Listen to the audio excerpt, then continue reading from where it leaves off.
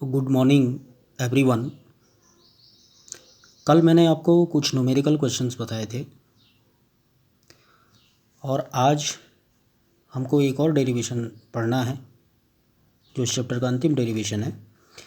एक समान वैद्युत क्षेत्र में वैद्युत द्विध्रुव को घुमाने में किया गया कार्य, कि अगर किसी वैद्युत द्विध्रुव को एक समान वैद्युत क्षेत्र में रखा गया है तो उसको हमको घुमाने में कितना कार्य प्राप्त होगा, ये हमको देखना होगा। तो उसको देखिए ध्यान से कि ये हमारे पास एक समान कोई वैद्युत क्षेत्र है। ठीक है, वैद्युत क्षेत्र को हम किससे व्यक्त करते हैं? ई से। तो ये एक समान वैद्युत क्षेत्र, अब जिसमें हमने कोई वैद्युत द्विध्रुव रखा गया। हम जानते हैं वैद्युत द्विध्रुव ए बी, जिसके आवेश होते हैं -q और +q। ठीक है, ये किस पर है कार्यरत? थीटा कोण पर। अब इस थीटा कोण पर इसको हमने एक समान वैद्युत क्षेत्र की दिशा से घुमाना है। तो घुमाने के लिए हमको क्या करना पड़ता है? रिस्टोरिंग फोर्स, जो प्रत्यानयन बल युग्म है उसको, जिसको हम टर्क्यू कहते हैं, बल आघूर्ण कहते हैं। तो उसको घुमाने के लिए हमको प्रत्यानयन बल युग्म लगाना पड़ेगा। लेकिन लगाएंगे कैसे? इसके विरुद्ध लगाएंगे, क्योंकि हमको घुमाना किस डायरेक्शन में? इसको यहाँ बी डायरेक्शन में इसको घुमाना है। ये किस डायरेक्शन में आएगा? ए डायरेक्शन में आएगा। ए डायरेक्शन में, तो तब ये एक समान वैद्युत क्षेत्र में लाने का इसको क्या किया जाएगा? प्रयत्न किया जाएगा।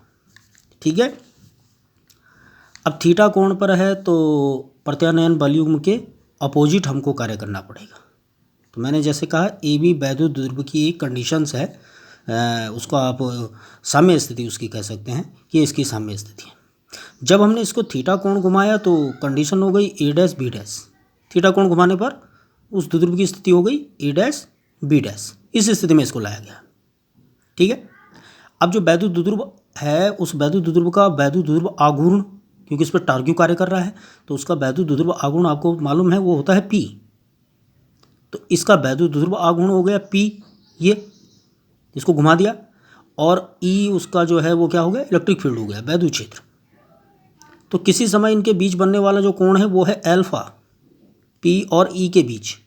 ठीक है, तो वैद्युत द्विध्रुव पर हम ज्ञात करेंगे बल आघूर्ण टार्क्यू, तो वो हो जाएगा tau equal to PE sine alpha.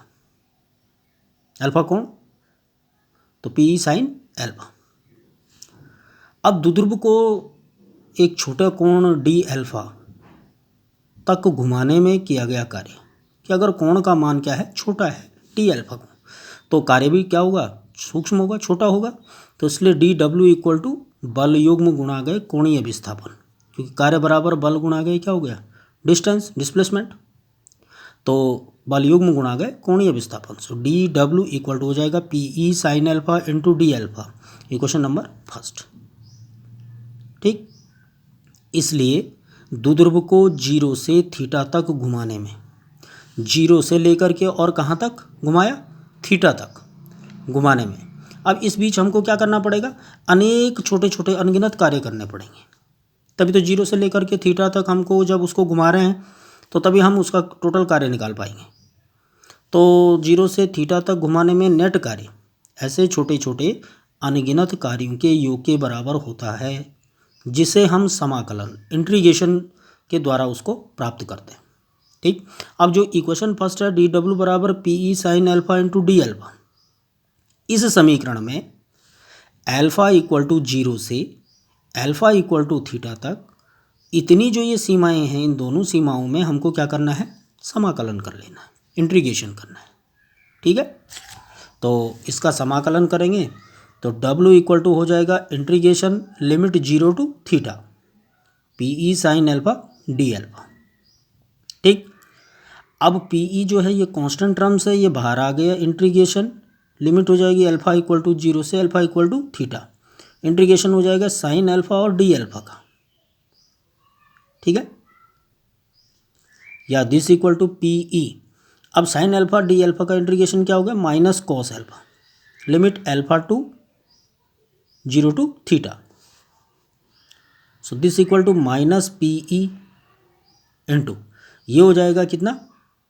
Cos alpha, और लिमिट हो जाएगी आपके पास अल्फ़ा इक्वल टू 0 से अल्फ़ा इक्वल टू थीटा तक, ये लिमिट्स हो गई इसकी। फिर this equal to minus P into cos theta minus cos 0।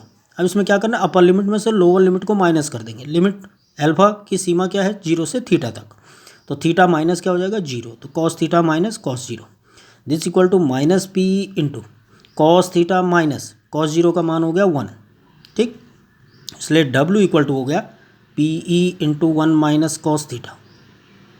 तो ये किया गया कार्य है उस एक समान वैद्युत क्षेत्र में द्विध्रुव को घुमाने में।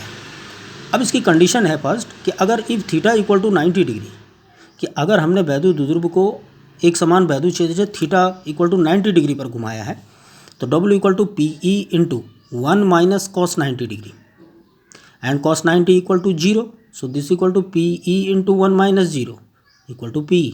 तो किया गया कार्य W equal to P E, ठीक। Condition second, if theta equal to 180 degree की कंडीशन है, थीटा का मान कितना है 180 अंश, तो डब्ल्यू इक्वल टू क्या हो जाएगा P E into 1 minus cos 180 degree, so W equal to P E into 1 minus cos 180 degree का मान हो गया -1, तो ये माइनस माइनस का क्या हो जाएगा प्लस, तो 1 + 1 ये कितना हो गया 2, और 2 इंटू पी ई, ये तो बराबर हो जाएगा 2 पी ई, तो डब्ल्यू इक्वल टू कितना हो गया 2 पी ई। तो ये दो कंडीशनें हो गई कि if theta equal to 90 degree and if theta equal to 180 degree की कंडीशन में तो द्विध्रुव पर कितना कार्य करेगा, उसका formula W equal to P E into 1 minus cos theta, ठीक है। तो इसको एक बार फिर से जो है वो पढ़ करके, इसको देख करके फिर उसको अपनी फेयर कॉपी में नोट कर लेंगे, ठीक है। ओके।